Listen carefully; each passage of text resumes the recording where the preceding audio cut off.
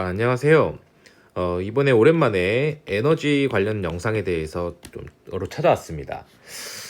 별다른 건 아니고 옛날에 에너지를 너무 올리다 만 것 같아서 추가로 좀 이제 또 업로드를 할 예정이에요.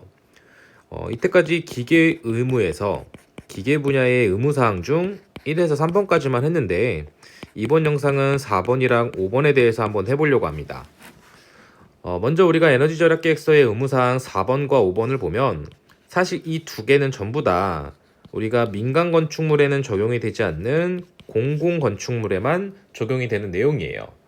그래서 우리가 일반적으로는 다 해당 없음으로 표기로 많이 나가는데 공공 건축물, 즉 광급 공사를 하다 보면 얘네가 이제 신경을 써야 되는 부분인 거죠. 근데 사실 내용은 다르지만 결국 다 같은 내용입니다.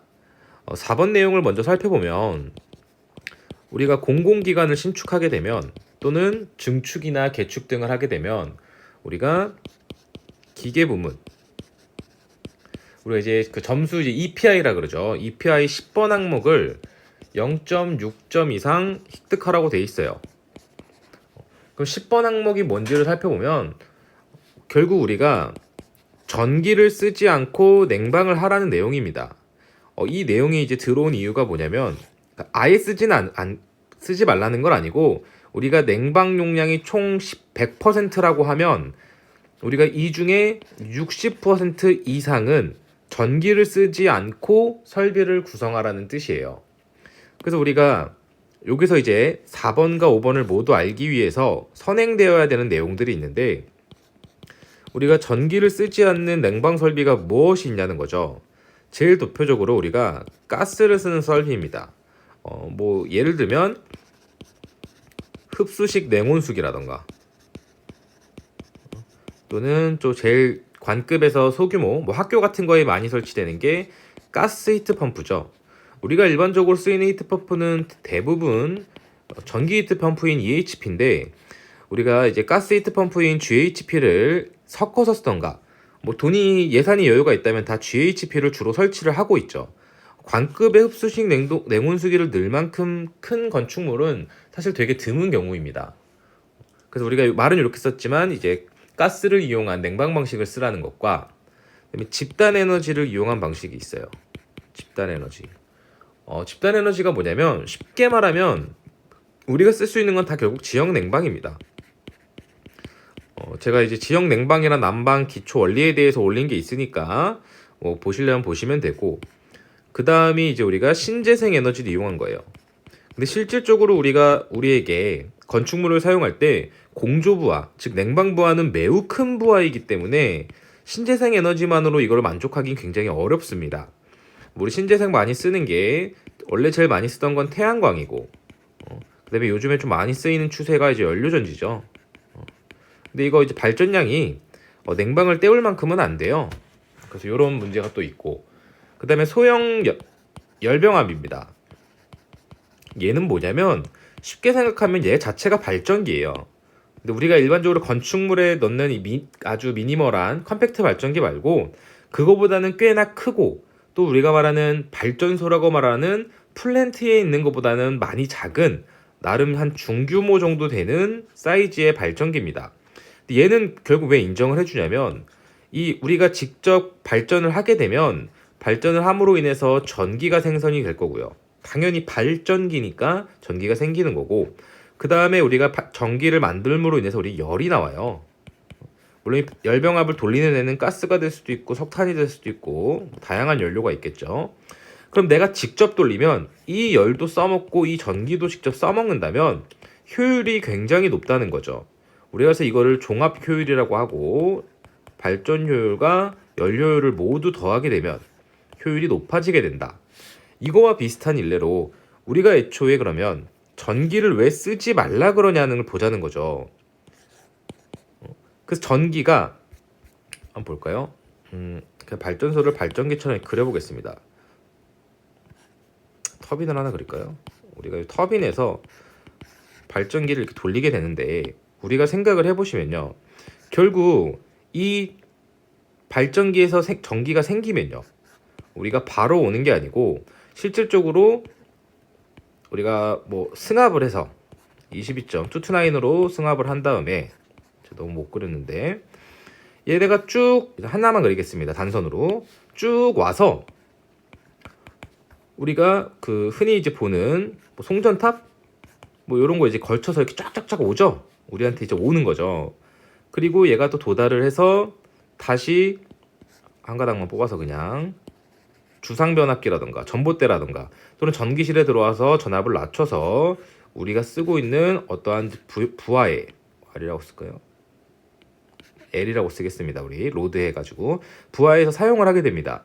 근데 실질적으로 여기서 여기를 되게 짧게 그렸지만 뭐 사실상 이 거리도 굉장히 긴 거고 또 살펴보시면 이 터빈은 그냥 도냐는 거죠. 우리가 제일 대표적으로 일로 돌릴까요? 보일러가 있을 거고 펌프도 있을 거고요. 순환될 거고 우리가 어떠한 뭐 화력이라고 봐보겠습니다. 석탄 발전소로 석탄을 떼워서 얘는 이제 화학 에너지입니다. 화학 에너지를 써서 보일러를 데피고 여기에 있는 물이 냉매가 열 에너지로 바뀐 다음에 이걸로 인해 이제 터빈을 돌리면서 우리가 운동 에너지로 바뀌고요. 이 운동을 함으로 인해서 여기서 이제 전기가 생성이 되고요. 이 전기 에너지가 바로 쓰는 게 아니고 우리가 여기서부터 여기까지의 전력 손실이 있습니다. 우리는 어떠한 에너지 A라는 에너지에서 B라는 에너지로 변환될 때마다 굉장히 큰 손실이라는 게 발생해요. 뭐 L이라고 쓸까요? 즉 효율이 떨어진다는 거죠. 그래서 석탄이 가지고 있는 화학 에너지가 100이었다고 하면 이 숫자는 임의적인 겁니다. 열은 뭐 되면 70밖에 안 남고 70이 운동으로 바뀔 때는 뭐 50만 남고 이 50이 전기로 돌리면 뭐 한 35가 남고 여기까지 도착하면 30밖에 도착을 못 한다는 거예요. 실제로 내가 쓸 때 100을 썼는데 전기가 이제 30밖에 도달을 못 하니까 굉장히 낭비라는 거죠. 그래서 우리가 얘를 전기로 돌리지 말고 여기서 썼던 화학 에너지가 뭐 석탄이나 가스 등이 있겠죠. 이 가스를 직접 가져와서 여기서 100으로 쓰자. 그러면 아까 100에서 열로 바꿨을 때 70으로 바뀌었으니까 직접 얘를 열로 쓰면 70만큼 쓰니까 아까보다 30이었는데 훨씬 높은 효율을 가질 수 있다는 거죠. 그래서 우리가 전기를 사용하지 않는 냉방 방식이라고 하면 쉽게 생각하면 직접 원료를 가져와서 바로 돌려버리던가 아니면 여기다가 우리가 발전기를 설치하면 소형 열병합이죠. 우리가 화학 에너지를 여기다 넣게 되면 훨씬 이 중간에 날라오면서 날아간 손실들이 다 삭제된다는 거죠. 그래서 직접 공급할 수 있도록 소형 열병합을 하던가 아니면 신재생은 말 그대로 그 전기 에너지 자체가 우리가 재생에너지나 신에너지로 사용한 거기 때문에 신재생을 쓰면 좋은 거고 아니면 여기 집단 에너지는 뭐냐면 우리가 여기서 발전을 하다가 보면 이 열이 당연히 그대로 보존되는 게 아니고 막 손실이 될 거예요. 또는 어떠한 장비가 너무 뜨거우면 안 되기 때문에 얘를 계속 이렇게 차가운 물을 돌려서 식히고 있을 겁니다. 그럼 이 차가운 물은 되게 높은 온도의 온수가 됐을 거예요. 이 뜨거운 물을 버리는 게 아니고 그러니까 물을 버린다기보다 이 열을 버리는 게 아니고 이 나온 열을 우리가 보온을 아주 잘해서 땅속으로 쭉 보내서 여기까지 날라오자는 거죠. 우리가 이제 흡수식 냉동기라는 걸 사용하게 되면 우리가 뜨거운 물, 즉 온수를 가지고 냉방을 할 수 있게 됩니다. 그래서 설비할 때 제일 어려운 게 사실 제가 공부했을 땐 흡수식 냉동기였죠. 그래서 얘로 이제 냉방을 하면 우리가 어차피 버릴 열이었는데 얘로 냉방이나 난방을 할 수 있다면 되게 에너지를 아낄 수 있는 거 아니냐. 그래서 우리가 여기서 나오는 열을 우리가 폐열이라고 부르고 이거를 발전할 때 나오는 폐열을 이용한 냉방이나 난방 방식을 우리는 지역 냉방 또는 지역 난방이라고 부르는 거죠. 그래서 여기서 말하는 이 집단 에너지라고 하면 우리가 발전소 하나를 돌려서 전기를 뭐 어떤 땡땡 아파트 한 군데만 보내는 게 아니잖아요. 집단으로 어떤 지역에다 보내는 거기 때문에 여기서 발생한 이 폐열을 우리가 집단 에너지라고 부른 거고 집단에 의한 발생된 에너지다. 우리가 이때 발생한 에너지로 쓰게 되면 지역 냉방으로도 사용이 가능하게 되는 것입니다. 그리고 보면 제가 뭐 하나 빼먹은 것 같은데 하나가 더 있는데 심야 전기를 이용한 거예요. 아니 왜 심야 전기는 또 인정이 되냐? 뭐 낮에 쓰는 전기랑 뭐가 다르냐라고 생각하실 수 있지만 우리가 이런 그래프를 하나 그려보면 발전량이라고 그냥 G라고 쓰겠습니다. 여기는 뭐 시간이라고 보고 우리가 예를 들어 여기가 밤 12시고 여기 다시 24시기 돌아온다고 가볼게요. 그럼 대충이요. 여기가 한 뭐 11시라 그러고 여기가 한 3시라고 해보겠습니다. 우리가 8월을 생각해 보시면 우리가 출근 보통 뭐 8시나 9시 한다고 보면 전기를 냉방만 봐볼게요. 쓰는 양을 생각해 보시면 사람 없으니까 안 쓰다가 틀고 더우니까 계속 틀다가 제일 더워졌다가 몇 시죠? 6시에 퇴근을 못 하시는 분들도 계시겠지만 퇴근을 해서 3이라고 쓰니까 헷갈리네요. 15에 18시. 이 많이 쓰는 부분이 있을 거예요. 근데 우리가 얘를 감당하기 위해서는 우리는 전기를 발전량을 해야 되는데 발전기를 돌려야 되는데 우리가 이 발전량이 G1이라고 해볼까요?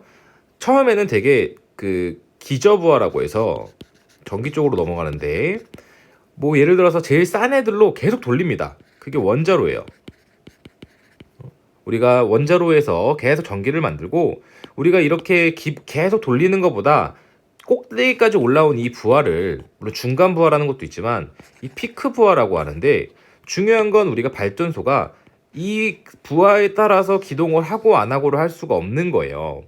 예를 들어 원자로는 한번 반응을 시작하면 뭐 재가동하기까지 뭐 48시간이었나요? 뭐 시간이 걸린다던가 그렇게 마음대로 조절이 안 되기 때문에 우리는 원자로를 예를 들어 기동을 했으면 계속 그만큼의 발전을 해야 되는 겁니다. 그럼 실제로 여기선 이만큼을 써요. 근데 여기 보시면 이만큼이 지금 모자라잖아요. 그럼 우린 또 다른 발전소를 돌려야 되는 거예요. 뭐 예를 들어서 뭐 LPG라던가 뭐 LNG라던가 다양하게 있겠죠. 뭐 그 가솔린도 있고 계속 돌려야 되는데 우리가 이제 보다 보니까 여기 에너지가 아까운 거죠. 여기 전기가 남잖아요. 계속 발전을 해놨으니까. 그래서 우리가 이거를 저장하기 위해서 ESS라고 해서 에너지 스토리지 시스템으로 전기를 저장하려고 이제 많이 하고 있는데 그게 아니더라도 우리가 여기에 남는 전기로 냉난방을 하면 그러니까 이 시간대에 미리 해둘 수 있다면 그것도 또한 에너지의 절약 방법이라는 거죠. 그래서 우리가 피크컷을 하자는 얘기인데 이걸 날려버리는 게 피크컷입니다. 잘라낸다고 해서 우리가 여기 요 시간대를 우리가 이제 심야 전기라고 하는 거죠. 그래서 우리가 이 전기는 지금 공급은 많은데 수요가 얼마 안 되니까 이 공급되는 전기로 이 시간대에 사용을 하게 되면 오케이 인정해 줄게 하는 게 심야 전기를 이용한 그 냉방 설비가 됩니다. 제가 그걸 뭘 하나 써놨었는데 심야 시간이 10시부터 8시였는지 11시부터 6시였는지 좀 헷갈리네요. 자, 그래서 혹시 모르니까 심야의 전기를 어떻게 하냐? 새벽에 우리가 쉽게 생각하면 물이나 얼음을 만들어 놓는 거예요. 이때 물은 아주 차가운 냉수입니다. 또 얼음을 왕창 얼려두면 이 얼음 가지고 우리가 낮에 냉방을 할 수 있다는 거죠. 그래서 우리가 이렇게 다양한 요 설비를 강제로 전체 설비 용량의 60% 이상을 냉방을 하게 되어 있는데 그 이유는 우리가 이렇게 단일적으로 봤지만 예를 들어서 우리나라에 요만큼의 에너지가 부족해서 발전소를 하나 더 세우면 너무나 큰 에너지 낭비이기 때문에 얘네를 낮추기 위해서 우리가 기계설비에서 의무사항에서 4번과 5번을 제약을 하고 있는 겁니다. 근데 우리가 당연히 왜 공공기관만 하냐 생각을 해보시면 결국 우리는 이게 단계적으로 모든 건축물에 이걸 적용을 하려고 그래요. 최종 목표는 결국 에너지 자립률이라고 하는 우리가 신재생 에너지로 100%를 다 모든 건물에서 담당할 수 있는 게 총 목표인 거죠. 근데 당연히 예를 들어서 여러분이 어떤 뭐 구청을 갔는데 구청은 여름에 막 22도 이렇게 춥게 사는데 우리가 민간에 너네는 26도 이상으로만 에어컨을 맞춰 이런 식으로 하면 당연히 반발이 날 거 아니에요. 그래서 어느 나라나 마찬가지로 당연히 공공기관이 우선적으로 더 제한을 받고 있는 것입니다. 그래서 우리가 예를 들어 이러한 건물에 예를 들어서 뭐 킬로와트는 좀 작네요. 100메가와트에 너무 큰가요? 뭐 10메가와트에 냉방 설비를 했을 때 우리가 이 중에 6메가와트는 최소 전기를 쓰지 말고 냉방을 해라. 뭘로 하냐? 뭐 심야전기, 신재생, 집단에너지, 소형 열병합 등으로 하라는 거죠. 근데 우리가 이제 모든 건물에 하자고 하니 이게 되게 부담스러울 거 아니에요. 그래서 이 우리가 기계 의무사항 4번을 보게 되면 공공 건축물이긴 한데 모든 건축물은 아니고 우리가 이제 그 규정이 있죠. 우리가 공공기관에 다 적게 많아서 에너지 이용 합리화에 관한 규정을 합리화 추진에 관한 규정을 받는 건축물에만 적용을 하게 돼 있어요. 이게 쉽게 말하면 연면적 1000제곱미터 이상인 건축물로 신축이나 뭐 증축하는 경우에 적용을 받게 돼 있는 거죠. 모든 건 뭐 예를 들어 400짜리 짓는데 연면적 400짜리 건물을 짓는데 여기에 만약에 가스 히트 펌프로 하라 그러면 좀 낭비라는 거예요. 이 총량도 얼마 되지 않다 보니까 우리가 이렇게 좀 규정을 하고 있습니다. 그래서 우리가 요 에너지 합리화에 관한 규정이 이게 10조에 해당되는 건축물인데 10조에 되는 건축물이 우리가 1000제곱미터 이상인 건축물을 말하고 그 위에 뭐 도시철도라던가 뭐 냉방 공간이 500제곱미터가 안 된다던가 뭐 이런 식으로 예외 조건이 있기는 한데 그거는 그 예외 조건을 할 때만 좀 살펴보시면 됩니다. 그래서 기계의무 4번이라고 하면 우리가 전기만 쓰면 에너지가 이제 감당이 안 되니까 우리가 다른 거를 좀 쓰자. 제일 대표적인 게 가스가 되는 거고 아니면은 우리가 다른 남기고 있는 에너지의 뭐 집단 에너지라든가 이런 걸로 대체를 할 수 있다는 것입니다. 해야만 하고요. 뭐 그리고 또 이런 게 있죠. 옛날에 이 조항이 없어서 좀 고생했었는데 우리가 1000제곱미터에 예를 들어서 200제곱미터만큼 증축을 했어요.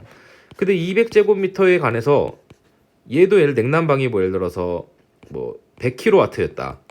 근데 여기서 60kW를 또 가스 히트 펌프를 해야 되냐는 거죠. 이 양이 너무 적다 보니까 실제로 이걸 분리해서 가스 히트 펌프를 적용하기가 어려운 거예요. 근데 이런 경우에는 이 두 개의 면적을 다 합쳤을 때 여기에 정확히 말하면 면적이 아니고 냉방 설비 용량을 합치는 거죠. 냉방 용량이 다 합친 상태에서 만약 전기를 안 쓰는 게 60%가 넘는다면 얘는 새로 짓는 거에는 전부 다 그냥 전기를 써도 괜찮다는 조항도 추가되어 있습니다. 몇 년 전에 추가됐는지 명확히 기억이 안 나네요. 연도가 안 나왔던 것 같은데 이렇게 봐주시면 되고 그 다음에 이제 설명을 기계의무 4번에서 다 했기 때문에 기계의무 5번은 상대적으로 되게 간단합니다. 얘도 이제 공공건축물이에요. 근데 우리가 아까 말씀드렸듯이 100%가 아니고 결국 60% 이상만 전기가 아니면 된다는 거죠. 그렇다면 우리가 결국 그 외에 뭐 예를 들어서 60% 이상에 해당되지 않는 건축물이라던가 아니면은 뭐 지역 난방, 뭐 소형 열병합으로 하지 않았던 경우에는 우리가 그냥 일반적인 예를 들어 EHP 전기 히트 펌프 등이 설치될 수 있다는 거예요. 그래, 근데 인정을 해줄 수밖에 없는 거죠. 모든 대상물에 다 지역 난방을 하라고 할 수 없으니까요. 예를 들어 연명적 500제곱미터의 지역 냉방을 하라 그러면은 말도 안 되는 소리죠. 욕을 할 뻔해가지고. 그래서 우리가 이렇게 작은 소규모 건물에 이런 냉난방기를 설치할 경우에는 혹시나 오해하실까봐 기계의무 4번은 냉방만 말하는 거고요. 기계의무 5번은 냉방 또는 난방을 모두 말하는 겁니다. 일단 하겠습니다.